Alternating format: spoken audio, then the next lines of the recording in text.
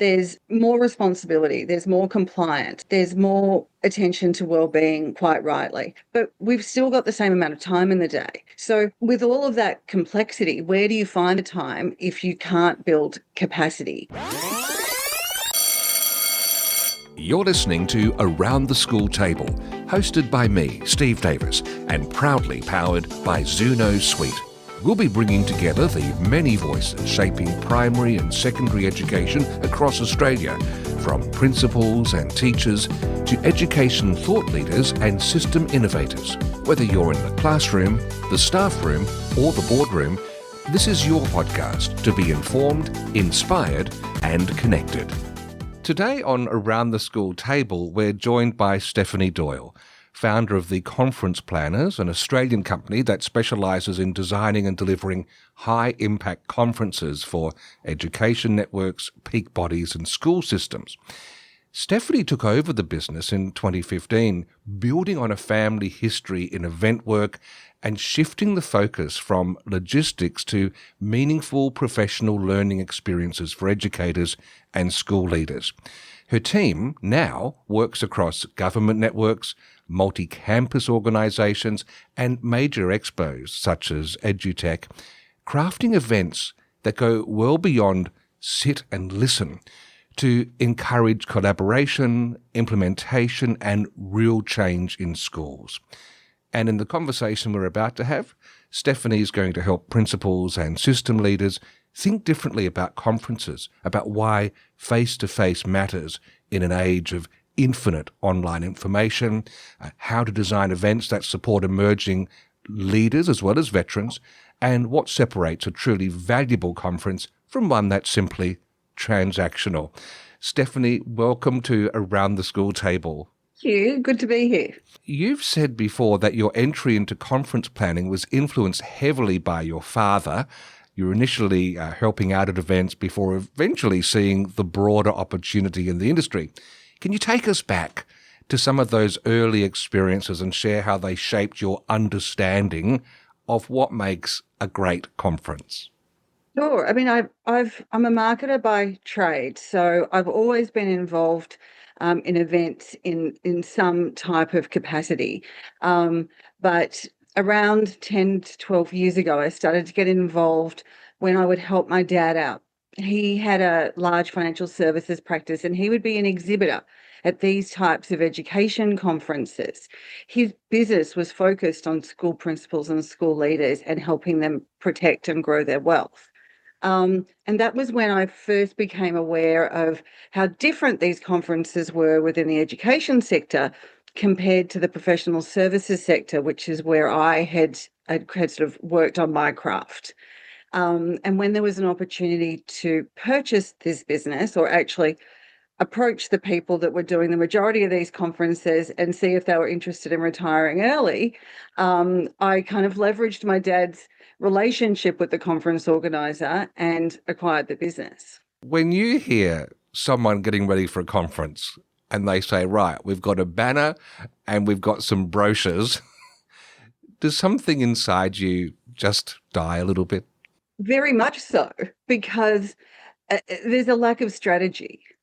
And you can't expect, or I truly believe it's unreasonable to expect that you pay whatever amount of money for sponsorship or exhibitor involvement. You turn up with your banner, and that should be an expectation of business. It doesn't work that way. And exhibitors or organisations who approach it that way will be increasingly disappointed. Events are a really important component of an event strategy and a business development strategy and pipeline, and they have to be looked at it that way. I must confess, I was speaking at an education event last year in Adelaide, and there were a lot of exhibitors like that, and I sort of saw them in the corner of my eye as I walked to get the beautiful food on the table and then just chat with people. And that's exactly what happens. Because if, as an exhibitor, you're not there with purpose, and you're not actually genuinely interested in connecting with the delegates on a human level, then the delegates actually pick up on that as well. and they feel awkward and you're not approachable. And they will go and just grab a meat pie, a cup of coffee, and they'll studiously ignore you. And it's just human nature. It's not rudeness. It's human nature. And there are ways in which both parties can do this a lot better. All right. Now, I do blame your dad for those couple of questions because I was trying to channel him being an exhibitor. But let's pull back a little bit to educators themselves, because post-COVID in particularly, many of them are much more selective about professional learning. They want to know if what they're sending their people to is evidence-based. Will their staff walk away with something practical? Is it worth the cost of them being released from the site for the day? So from where you sit, how's the role and the expectation of education conferences changed over the past 5 years, for example? Significantly. COVID was obviously awful for a lot of things, but it was great for some parts of my business once it started to rebound, because it helped me to have conversations with clients about sharpening strategy. So we were able to start with clean sheets of paper again. So rather than keep working on conferences that maybe predated my involvement, where it had been difficult to shift the dial, all of a sudden we were able to have open conversations, because exactly what you said is correct. There is time pressure, there is cost pressure, and school leaders need to make sure that not only their time but their team's time is used wisely, and they need to be able to have relevant learning that they're going to be able to come back and transfer to other people within their teams, within their school environment, and implement straight away.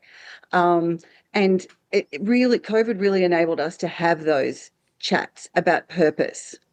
I want to go a bit deeper there, because if you were to look at a truly effective modern education conference now, what would it look like? What's being done to intentionally design experiences that do encourage delegates to collaborate, to lead to some implementation, to actually achieve some real professional growth?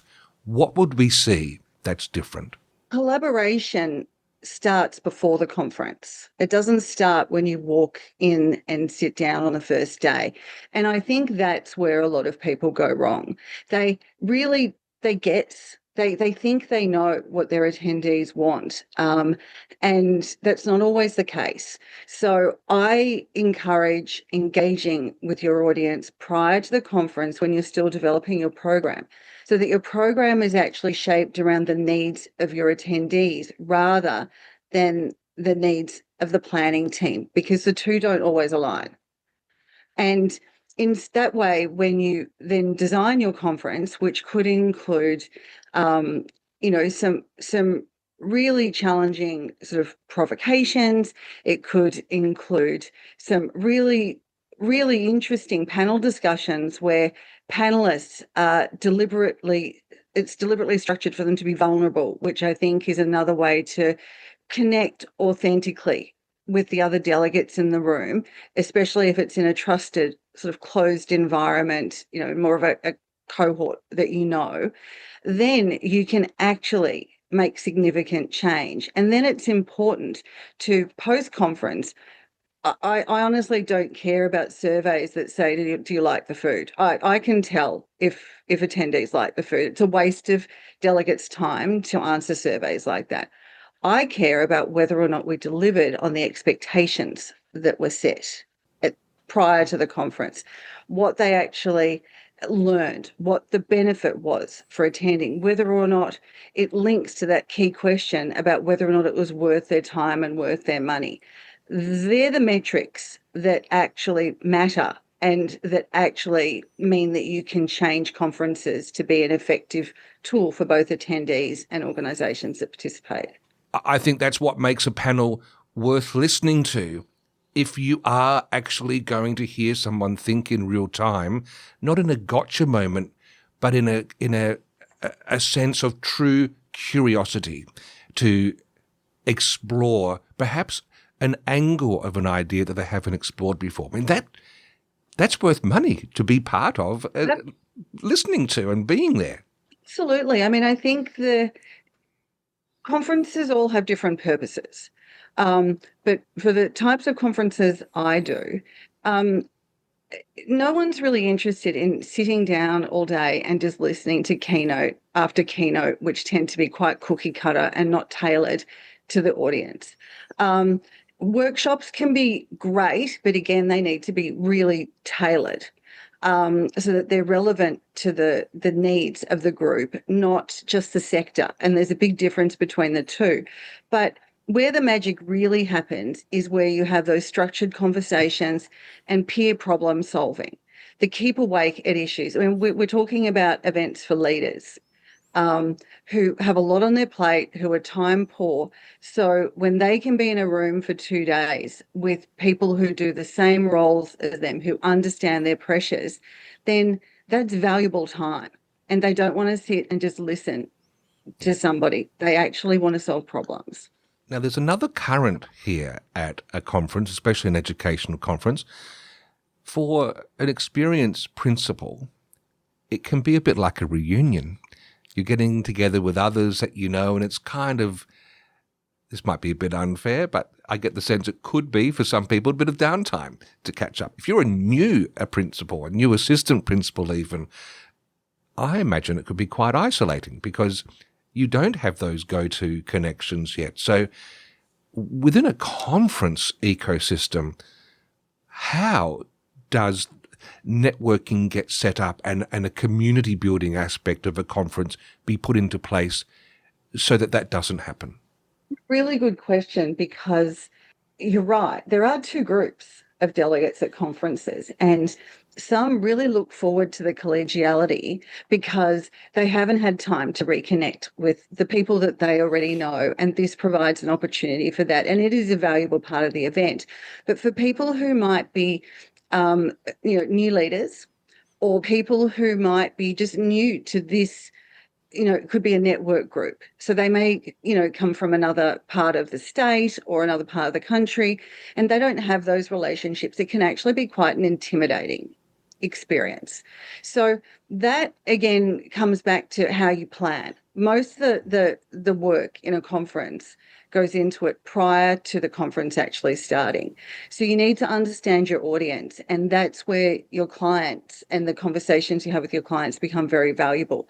Because if we have a significant percentage of new leaders coming along, then we need to design deliberate, structured introductions for those people so that they're not alone. So that could involve something like, on the evening before the conference starts, where it tends to be quite informal and people are arriving, that we have just a catch-up space for new leaders who can come along, and we have some other experienced leaders from that group there. And it's where those experienced leaders know who to approach, and they know who to go over and have a conversation with. And then they almost take on the role of a buddy program, where then they can go and introduce these new people to could be other new leaders as well. It could be other more experienced leaders, so that they start the building blocks of building those relationships and feel part of the community before the event starts. It's almost like you're a grown-up version of a preschool teacher who's doing their best to build connections between new pupils in a class. You are a little bit. It's funny because at a lot of the conferences that I used to attend or organise in other countries when I lived overseas, they'd be much more explicit about it. And especially the American conferences would put a sticker on your name badge that said that you were a first timer or whatever it was, or a speaker. It was almost like a little athletics badge that they would put onto your name badge. And that was wonderful because people could understand before, when they were speaking to you. But I'm not sure it fits our culture that well. And that's why we need to be a little bit more subtle about how we do it and try and break down the nervousness and some of the barriers people have to participation, because again, it comes back to those human elements where everybody wants to fit in. And if they don't know anyone, they feel isolated.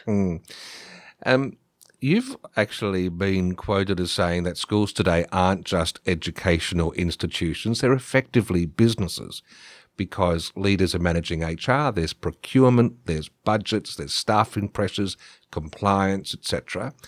How have you seen the professional learning needs of school leaders evolve beyond traditional pedagogy? Dramatically. When I first started working on these conferences, and it's probably not a surprise that they focus very much on pedagogy, because my predecessor who owned this business was an ex-school principal. So that's what they knew. But they're not the challenges that come through very loudly all the time. It's to do with, how do I lead a multicultural team? How do I lead a team that are all different ages, where the generations have different expectations to maybe the leader's belief system? How do you adjust, and how do you lead effectively?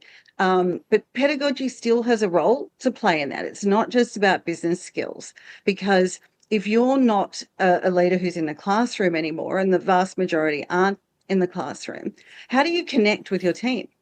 You still have to understand pedagogy. You still have to understand the changes. You still have to be across all of that so that you can be an effective leader, or no one will listen to you.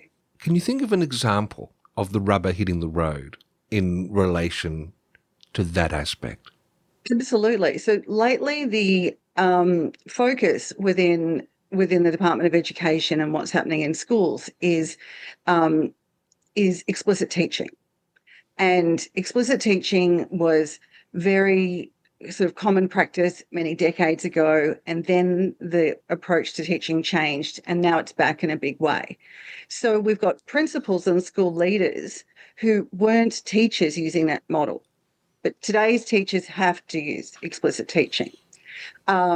So we have to have amazing presenters who not only talk about what the practicalities are and how you do this and how you deliver teaching and curriculum in this way, but also bring leaders back into the fold and supportive of this, because if they aren't believers, then it makes it very hard for their team members, who are the teachers who are at the front line.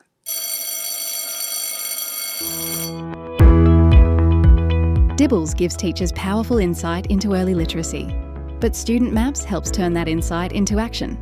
By bringing Dibbles data, along with every other assessment your school uses, into one clear visual dashboard, Student Maps helps teachers identify reading risks, group students for targeted support, and track progress over time. No scattered spreadsheets, no data sitting unused. Just clearer learning plans, better interventions, and stronger conversations about every student's growth. Student Maps, making literacy data visible, practical, and actionable. Now, we've just mentioned teachers, so let's go a little bit deeper into that realm, because they're navigating now multi-generational, multicultural staff teams. They've got social media pressures these days. Crisis management happens. There's constant disruption, all while they're still trying to be great educators. So with that in the background, I would love to know, because you've already said your food surveys you're not a big fan of, because we can see that the Portuguese tarts all went, but the little white triangle sandwiches are still there. We know what worked and what didn't. But what themes or topics are the ones that teachers in particular seem to be drawn to at conferences right now that might help us get a sense of the pressures facing them in schools? How to build capacity would be the number one topic. With, you touched on it yourself. There's more responsibility, there's more compliance, there's more attention to well-being, quite rightly. There's a lot more crises as well, unfortunately. There's a lot more technology. All of those things take time. They don't happen automatically if you're going to do those roles very well. But we've still got the same amount of time in the day. So with all of that complexity, where do you find the time if you can't build capacity? And that pressure can become relentless and become overwhelming. And then that results in paralysis as a leader. because you don't know what to do because you've got so much to do. And, it can be as simple as, 1,200 unread emails in your inbox, and a full diary of meetings. And then you've got students coming into your office. And how are you supposed to do all of this? So building capacity, and understanding how our brains work. So the neuroscience angle, those types of topics are really interesting right now, and really something that leaders are connecting with. And then on the more practical operational side, it's more around AI. So not so much, ChatGPT AI, just really how can AI be used as a leader? So we're not talking about how it can be used to assist teaching and as part of a teaching tool. That's a whole separate discussion. But how can it be used to help leaders be more effective in a way that means that they're in control and not outsourcing their leadership, but use the variety of tools that are out there that pretty much every school has, but not everybody knows how to use them, and actually gain time back into their day. Wow. So if you're speaking at one of these conferences not on that topic, try not to go up against one that is talking about AI in a leadership role, because that's where everyone's going to be. Is that what you're saying? Absolutely. Yeah. While we're touching on tech, Google isn't always the solution is something else I've seen that you've said. Look, information's everywhere in the world. Even Google is now using AI to parse information and try and create answers. Why should we still take time out to physically travel to a conference when it seems so efficient to just put the blinkers on and focus on some time with your screen to drink deeply from the well? The problem with that proposition is that you're siloed and you're isolated. And the best solutions often come from community, and that relies on human connection. Google and AI can give you answers, absolutely, but they can't tell you if those answers are right for your school or for your community. And they are not.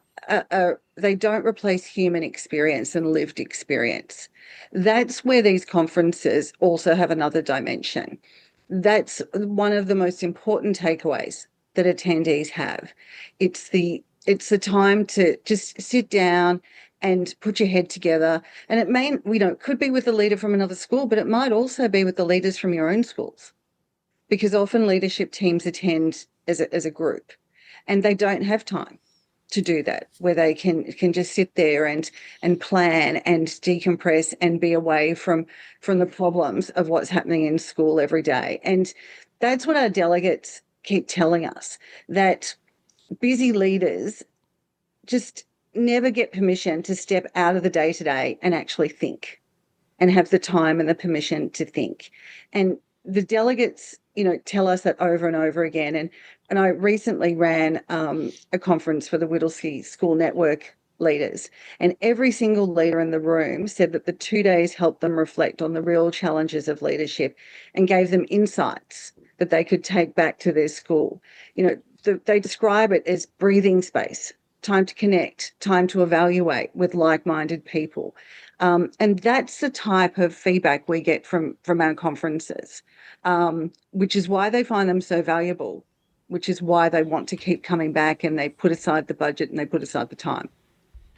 That does resonate.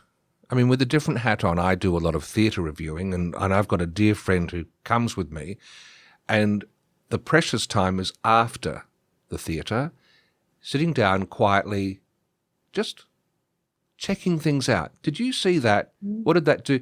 And you've got this lovely time to let ideas sit, be pushed, prodded, poked, and then you sleep on it, and then you've got some beautiful thoughts to share. In a conference setting, though, I think that obviously would be so important. But don't many timetables have you moving from A to B to C to D? Are you suggesting that a good conference deliberately builds in some of these pressure valve release times for exactly this sort of debriefing? 100%, but it's really hard. It's a really hard one to achieve because when well, you do need these moments of pause and reflection. And they could be reflection in the room, the quiet time in the room where people are just ruminating on what's been discussed and shared, or it could be quiet time outside of the room in, it could be in your hotel room, it could be in a lounge, it could be wherever. The problem with that is that when I'm planning conferences with my clients and they see what they deem as gaps in a program, that they think that it looks like we're back in the 1980s and we're running a junket, and that it's a work day and we need to fill those gaps. So that's an area for development. It's something that isn't going to change overnight. But it's something that I think we're going to see in good conference programming more and more going forward. Because that's what's going to allow the key moments of a conference to really resonate with attendees, and that's where effectiveness will come from. It's almost like you need a history or philosophy teacher on the panel to remind us that we should be trying to live the examined life. 100%. Something else that I find fascinating, and I think this draws back on the thread about the business aspect, but the education industry itself, it's had disruption over the past 15 years, particularly in early childhood, because there's new providers with new technologies trying to get into what really have been fairly closed ecosystems. From what you've seen at a conference perspective, how do conferences help challenge some of these monopolies and perhaps prise open some space for thinking about making different choices, innovating, having some healthy competition within education and the various tech vendors?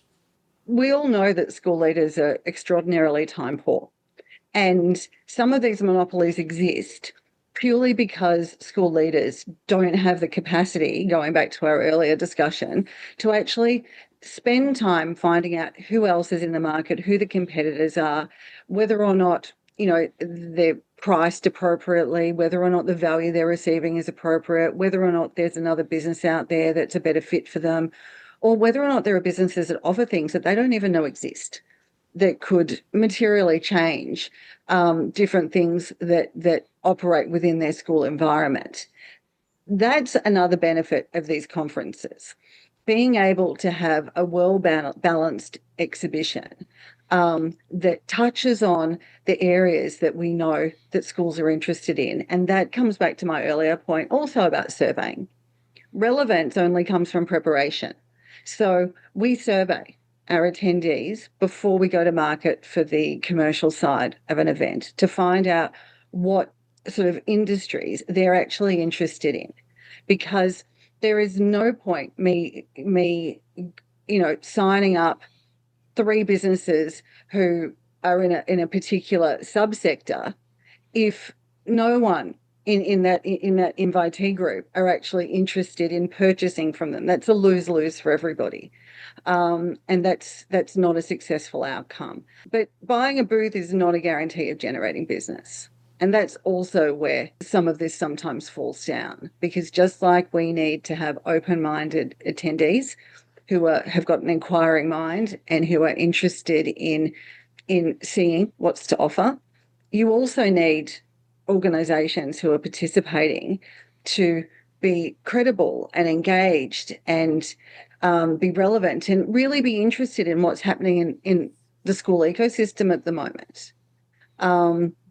Because why would someone want to connect with you if you are sitting down, you've got your laptop open in front of you, or you're on a call, you're not giving anybody the time of day, they seem bothersome to you?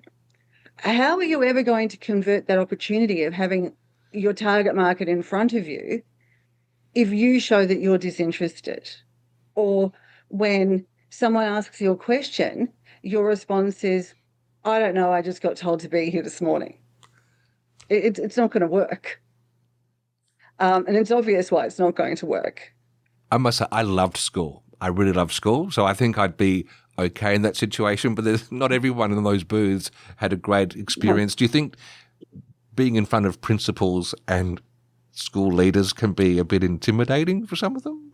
I don't think so, because you don't see them as, I don't think organisations see them so much as school leaders. I think it goes back to that business point. I think they see them as, general managers, CEOs, people with buying power and purchasing ability. So I don't think they see them as a school principal unless they grew up in that area, and maybe someone that had been their teacher is now an experienced school leader. But then that's a reason to connect in a different way, isn't it? Well, that's true. I mean, are there lots of little gimmicky giveaways that people use to draw people over? There are, but I'm hoping that we've seen the back of that. Yeah. It depends what the conference is for. If your conference is all about brand awareness, and it's just about getting eyeballs on what you do, and that tends to be the big expos, then merchandise and giveaways are really important, because people aren't really engaging with you in discussion. It's just, oh, what do you have? And this is cool. And who are you? And that's about as deep as the conversation goes.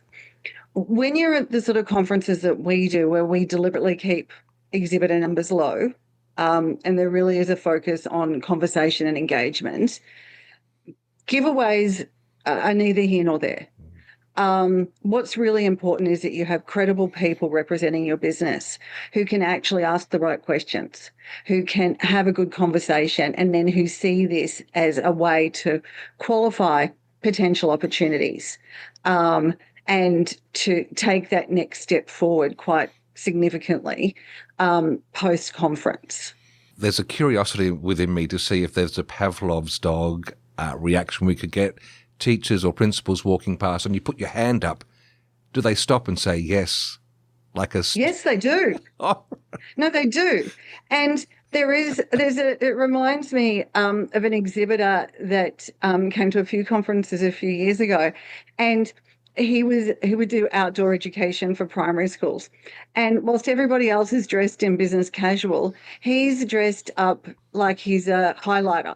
And he's got headbands on, and he's got little pom-poms, and he looked like he was going to Halloween.